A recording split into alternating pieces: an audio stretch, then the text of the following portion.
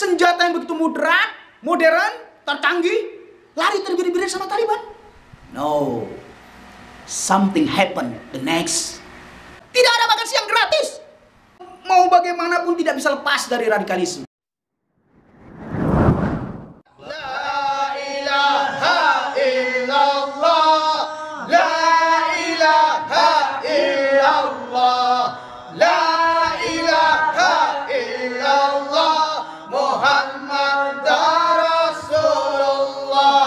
Jauhkan kami dari bencana alam, ya Allah ya salam.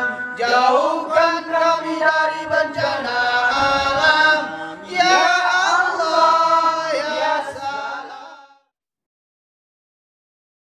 Bismillahirrahmanirrahim. Assalamualaikum warahmatullahi wabarakatuh. Afghanistan kini tengah memanas usai Taliban berhasil masuk dan menduduki istana kepresidenan Afghanistan. Ada yang mendukung, sudah tentu pasti ada yang kontra. Sejarah menuliskan Taliban pernah menjadi rezim di era kepemimpinannya pada tahun 1996 sampai 2001, yang mana perempuan tidak boleh bekerja, tidak boleh mengenyam pendidikan, wajib di rumah, wajib memakai purda, dan perajaman terhadap rakyat yang terbukti melanggar peraturan-peraturan negaranya. Dan masih banyak lagi contoh-contoh lainnya yang tidak bisa kami sebutkan.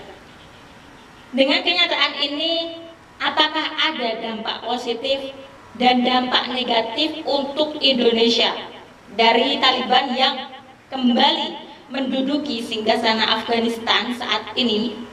Bagaimana menurut Angkatan Muda Banteng Putih? Mohon penjelasannya. Bila kita ingin membahas tentang Taliban, tidak bisa melihat Taliban saat sekarang ini. Harus diruntut saat sebelum sekarang. Dalam artian berbicara tentang suatu negara, berbicara tentang suatu kelompok perjuangan, berbicara tentang perjuangan sistem, apakah itu sistem Islam, sistem komunis, liberal, yang jelas tidak bisa dilihat hasilnya sekarang, harus melihat ke belakang. Karena ini nanti ada sinergisitasnya. Apa korelasinya Taliban sekarang berkuasa dan apa manfaatnya untuk negara-negara di sekitar Taliban.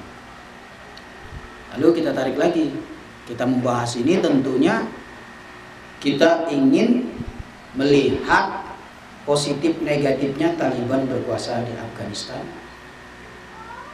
Dampak apa yang paling signifikan jika Taliban berkuasa di Afghanistan? Ini yang harus kita pahami bersama, kita sadari bersama bahwasanya Taliban adalah sekelompok orang yang mengusung konsep syariat Islam ditegakkan dalam suatu negara. Dalam artian negara Islam, katakan lebih sederhana, yang segala sesuatunya dikaitkan dengan hukum-hukum Islam, baik yang termaktub maupun tidak termaktub, baik dengan Al-Quran, hadis ataupun ijma ulama versi mereka, mazhab mereka. Karena di Islam sendiri terjadi friksi-friksi, banyak faksi-faksi dalam Islam sendiri. Ada Syiah, Sunni, ya, Khawarij dan lain sebagainya yang butuh waktu untuk menjabarkan. Pada kesempatan ini kita hanya fokus kepada apa yang akan terjadi di masa depan, setahun, 2 tahun, 3 tahun, 4 tahun, 5 tahun yang akan datang ketika Taliban berkuasa di Afghanistan secara konsisten. Tentu ini sangat menarik. Mengapa? Keberadaan Taliban tidak bisa dipisahkan dengan keberadaan Jamaah Islamiyah yang ada di Indonesia. Itu tidak bisa kita lepas begitu saja. pelatihan teknik merakit bom, teknik gerilya, ya, teknik ataupun taktik-taktik perang kota, itu banyak didapat oleh jamaah Islamiyah. 90% dari pendidikan militer di Afghanistan yang notabene saat itu yang berkuasa adalah Taliban. Ini yang harus kita waspadai. Kita bicara fokus politiknya saja, jangan kaitan dengan agama. Walaupun mereka mengusung agama, tapi ini dampak-dampak politik. Jadi kami tidak akan membahas tentang agama dalam hal ini. Kami membahas strategi politik Taliban dan dampak negatifnya di Indonesia. Fokus di situ. Jadi tidak ada niatan untuk menjustis agama tertentu sebagai radikal, tidak. Kita tidak masuk wilayah itu. Kita jangan mau membodohi diri dan membodohi umat beragama. Karena apa? Karena tidak ada satu agama pun yang mengajarkan kekerasan. Tuh, catat itu. Tidak ada satu agama pun yang mengajarkan kekerasan. Jadi itu sudah final. Gak usah dikait-kaitkan dengan agama. Ini adalah bicara politik pragmatis yang mengusung agama. Nah, itu tidak bisa kita pungkiri. Itulah dunia. Tapi yang jelas kita sepakat bersama, agama tidak melahirkan kekerasan. Tapi orang yang menunggangi agama jelas bisa melahirkan kekerasan. Baik, mari kita mulai. Jadi begini, ketika Taliban berkuasa saat ini sangatlah miris tentunya bagi perpolitikan di Indonesia. Tentu tidak bisa dipungkiri, dengan Taliban berkuasa di Afghanistan akan melahirkan teroris gaya baru. Ingat, tidak ada label agama. Teroris gaya baru. Bedakan teroris dengan penganut agama. Beda jauh, sangat amat jauh. Jadi kami tidak akan membahas agama Taliban yang dianut, tapi yang membahas gaya politik Taliban yang radikal, yang sudah disepakati oleh dunia. Taliban masuk kelompok teroris dan belum dihapuskan image teroris itu. Catat itu. Ini biar paham nih rakyat Indonesia nih. Jangan hiruk pikuk euforia, bahagia, bangga. Jangan, hati-hati. Oke, atas nama saudara seiman, seislam nggak masalah. Tapi politiknya harus dikutuk keras. Karena dia mengusung gaya politik radikalisme. Dan itu tidak terbantahkan. Silakan buka file Taliban dari tahun 1996 sampai 2001, kekerasannya mengatasnamakan agama. Silakan buka sendiri. Jadi kita khawatirkan adalah efek radikal yang dimainkan Taliban ini ke depannya. Ya mungkin dia bermetaforsa merubah gaya radikal milenium. Jadi ingat, radikal itu nggak stagnan, dia berkembang sesuai zaman. Dia akan memakai pola-pola radikal yang lebih elegan tentunya, tetapi tetap radikal. Jadi rubah pola pikirmu bahwa radikal itu seperti itu saja. Tidak. Di dunia ini tidak ada yang stagnan. Semuanya berevolusi, termasuk radikalisme, termasuk terorisme. Silakan buka sejarah. Teroris tahun 1945, teroris tahun 1975. Bagaimana kasus Malari, bagaimana kasus Waila. Silakan buka. Khusus untuk Indonesia saja. Ini yang harus kita pahami bersama. Jadi kehadiran Taliban di Afghanistan ini tentu mengkhawatirkan pemerintahan Bapak Joko Widodo. Kami mengharapkan Bapak Joko Widodo dalam hal ini tegas, tidak tendeng aling-aling. Maksud kami adalah katakan tidak untuk pemerintahan Taliban yang berkuasa di Afghanistan. Itu yang berbahaya. Jadi ketika Bapak Joko Widodo sebagai Presiden Republik Indonesia mengakui keabsahan eksistensi pemerintahan Taliban di Afghanistan saat ini, itu adalah gerbang kematian untuk Indonesia di masa depan. Itu tadi kami katakan. Dilarang saja banyak yang ingin pergi ke Afghanistan, apalagi membuka jalur diplomatik ke Afghanistan yang notabene dipimpin oleh Taliban sekarang ini, maka itu sama saja pembunuhan generasi muda secara bertahap. Dan jangan kaget, dalam waktu 30 tahun Indonesia bisa menjadi new Taliban. Nauzubillah, semua nauzubillah. Mengapa? Kita lihat 20 tahun Taliban tersingkir. Hanya dalam waktu 20 tahun tanpa setetes darah pun jatuh di bumi Afghanistan Pemerintahan direbut dengan gampang dan tenangnya.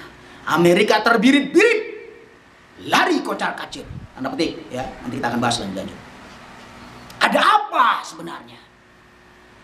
Apa masuk di akal? Apa masuk di logika? Menukar senjatanya dari AK-47 dirubah menjadi buatan Amerika. Bayangkan betapa hebatnya alutsista Amerika Serikat. Apakah mungkin dengan senjata yang begitu modern, tercanggih, lari terbirit-birit sama Taliban? No. Something happened the next generation. Hati-hati. Jangan sampai Indonesia masuk dalam lingkaran-lingkaran yang sudah diskenariokan oleh Amerika. Ini skenario Amerika, Taliban berkuasa lagi. Bullshit. Amerika mau menyerah begitu saja tanpa sesuatu di balik itu. Ini adalah skenario yang akan diproyeksi kepada masa depan. Apa? New radikalisme, new terorisme. Pahami itu. Dan Indonesia target dari semua ini. Kenapa? Karena sumber daya alam kita subhanallah. Kekayaan alam kita subhanallah. Negara kita subhanallah. Amerika ingin mengambil tapi dengan pihak ketiga.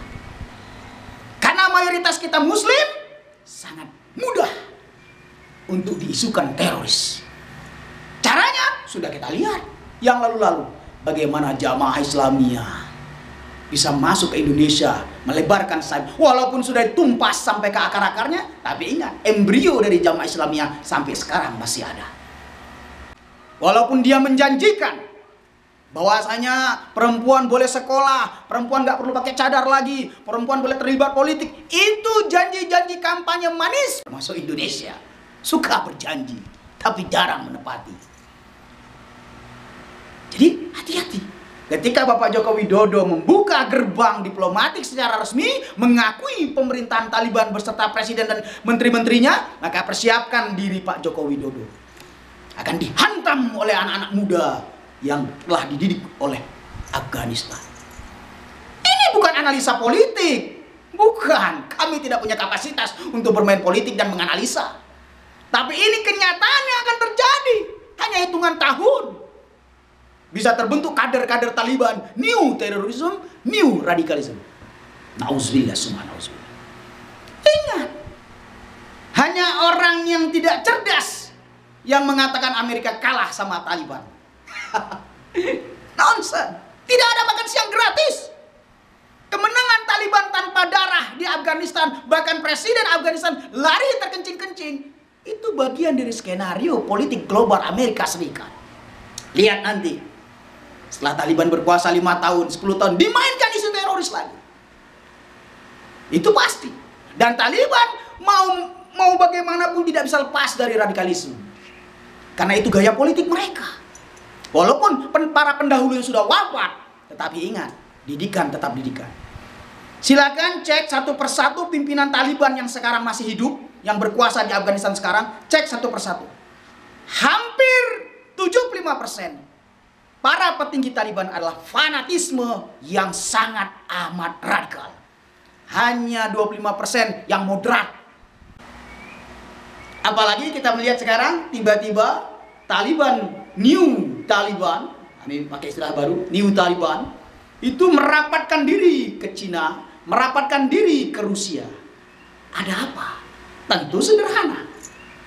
Untuk memberi suatu kode etik, sinyal kepada Amerika, kami siap dengan perang dunia ketiga. Hati-hati. Afghanistan jadi pangkalan militer Rusia dan Cina, komunis, new komunis. Jadi komunis sekarang bukan seperti komunis dulu. Komunis sekarang tidak peduli dengan ideologi. Asalkan mau membuka cabang, asalkan bisa membuka pangkalan militer di negara tersebut, rangkul, peluk. Gak ada urusan dengan agama, gak ada urusan dengan ideologi. Karena zaman sekarang berbeda dengan zaman dulu. Zaman dulu perang dunia pertama, perang dunia kedua masih ada kaitan dengan ideologi. Perang dunia ketiga tidak ada lagi warna ideologi. Lalu apa perang dunia ketiga? Perang dunia ketiga dicetuskan oleh orang-orang yang sudah kehabisan sumber daya alam negaranya. Amerika paling punya kepentingan dalam perang dunia ketiga. Karena sumber daya SDA-nya, sumber daya alam Amerika sudah habis sehabis-habisnya. Mereka hanya punya SDM yang kuat dan bagus, serta alutsista yang sangat moderat dan bagus juga. Ditunjang dengan dia polisinya dunia, PBB di bawah kendali Amerika. Jadi perang dunia ketiga tercipta bukan karena ideologi, tapi karena ingin merebut negara yang masih perawan. Siapa salah satunya? Indonesia. Itulah kenapa pihak-pihak tertentu kepingin Indonesia rusuh. Itulah kenapa pihak-pihak tertentu kepingin Indonesia diadu domba. Sumatera dengan Jawa, Jawa dengan Sulawesi, Sulawesi dengan Sumatera. Diadu domba sedemikian rupa sehingga kita tidak punya kesatuan, sehingga kita lemah, sehingga kita mencurigai satu sama lain. Lalu dipeliharalah sama mereka kelompok-kelompok yang saling mencurigai ini. Didanailah. Untuk tahap awal memprovokasi lewat propaganda-propaganda medsos. Dibelah anti-Islam dan dukungan Islam. Begitu seterusnya. Saatnya tiba dipersenjatai. Papua sebagai contoh, GAM dulu di Aceh sebagai contoh. Sudah ada jejak pengkhianatan yang dimainkan oleh anak negeri untuk memuja negara lain. Sudah ada. Tapi selalu mengusung agama agar dapat dukungan rakyat mayoritas yang muslim ini. Oleh karena itu, saatnya Islam di Indonesia cerdas. Saatnya Islam di Indonesia berpikir realistis. Kami Islam, tapi kami Islam yang hidup di Indonesia. Itu tanamkan. Wajib. Kita bukan Islam yang di luar Indonesia, tapi kita Islam yang ada di Indonesia. Agar apa? Agar kita tidak bisa diprovokasi, agar kita tidak bisa diadu domba. Ketika gerbang diplomatik dibuka oleh Bapak Joko Widodo, ketika Bapak Joko Widodo jumpa pers mengatakan kami mendukung pemerintahan Taliban yang sekarang ini. Habis sudah. Jika kalimat itu keluar dari pimpinan tertinggi Republik Indonesia, yaitu Presiden Republik Indonesia, maka kiamat sudah Indonesia. Persiapkan diri menjadi generasi dikangkangi oleh Taliban-Taliban baru yang notabene adalah anak-anak bangsa kita sendiri. Kita akan bertempur sesama bangsa sendiri. Sebagaimana Afghanistan, Taliban itu orang Afghanistan. Dibenturkan Taliban dengan rakyatnya sendiri. Kita juga akan dibuat seperti itu. Tapi sayang, yang paham ilmu seperti ini segelintir orang di Indonesia. Yang lainnya, memang gua pikirin, yang penting ada dana, ada uang, cuap-cuap. Jadi corongnya agama-agama luar. Jadi corongnya negara-negara luar. Untuk menghabisi rakyatnya sendiri, untuk menghabisi saudara sendiri, mencaci maki saudara sendiri, menghina-hina saudara sendiri. Kami mengkritik, tapi tetap pakai pola santun. Kami tidak akan menghujat Bapak Joko Widodo secara serampangan. Jika ada kebijakan-kebijakan Bapak Joko Widodo yang kurang relevan, kami anggap sebagai rakyat, bagian dari rakyat, maka kami akan berkata tegas. Sebagai contoh, seperti masalah Taliban ini. Harus Bapak Joko Widodo tegas. Tidak ada hubungan dengan Taliban baru. Tidak ada hubungan dengan New Taliban. Tidak ada hubungan dengan pemerintahan Afghanistan yang sekarang ini. Karena dengan kemenangan Taliban sekarang, euforia akan muncul di generasi yang anti Pancasila di Indonesia. Mereka berpikiran Indonesia bisa seperti Afghanistan suatu saat nanti. Ini tidak akan bisa, kita tidak akan bisa menutup mimpi generasi-generasi yang anti Pancasila saat sekarang ini. Ketika Taliban sudah menguasai Afghanistan, mereka bilang, Taliban menkonsolidasi diri 20 tahun. Masa kita nggak bisa di Indonesia? Pasti terpikir seperti itu oleh mereka. Termotivasi. Karena sudah ada rujukannya apa? Taliban. Ternyata mampu menguasai Afghanistan hanya dalam waktu 20 tahun. Dan tanpa setetes darah pun. Ini akan memotivasi generasi-generasi muda Indonesia untuk menyingkirkan ideologi Pancasila. Dengan gaya Muslim Indonesia, ataupun Islam Indonesia, atau Republik Islam Indonesia, apapun namanya. Ini hati-hati. Dengan hengkangnya Amerika yang terbirit-birit, yang terkesan ketakutan. Itulah hebatnya orang Amerika. Pintar berakting, pintar mendramatisir, dan mampu playing fiktif. Sallu ala nabi ibda' bil basmalah.